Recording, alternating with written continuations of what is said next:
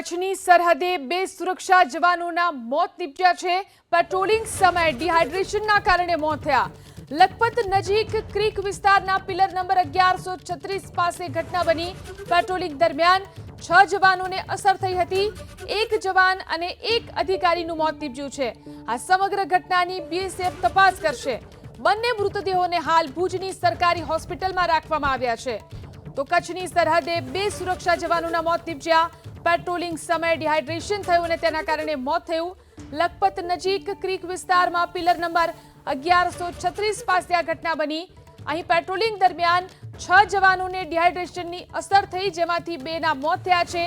એક જવાન જ્યારે કે એક અધિકારીનું મોત નીપજ્યું। વધુ જાણકારી મેળવી અમારા સંવાદદાતા હર્ષદ ફોન લાઈનથી જોડાયા છે। જી હર્ષદ, બે સુરક્ષા જવાનોના મોત થયા, શું વધુ જાણકારી? જિલ્લામાં જે રીતે માહિતી મળી રહી છે તે પ્રમાણે કચ્છના સરહદી વિસ્તારમાં સરહદી બોર્ડર ઉપર બે બીએસએફના જવાનો જે છે તે શહીદ હોવાના સમાચાર જે છે તે હાલ સામે આવી રહ્યા છે।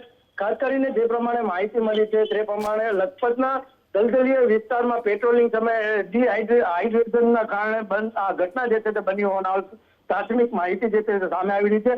ખાસ વાત કરવામાં આવે લખપત નજીકના અટપટા ક્રીક વિસ્તારના પિલર નંબર 1136 પાસે આ બનાવ જે છે તે બન્યો છે।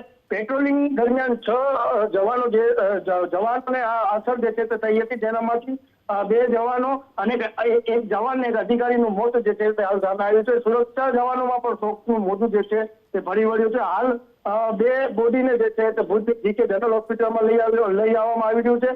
આના પાછળનું કારણ શું છે તે ઉપર બીએસએફ દ્વારા તપાસ જે છે તે કરવામાં આવી છે।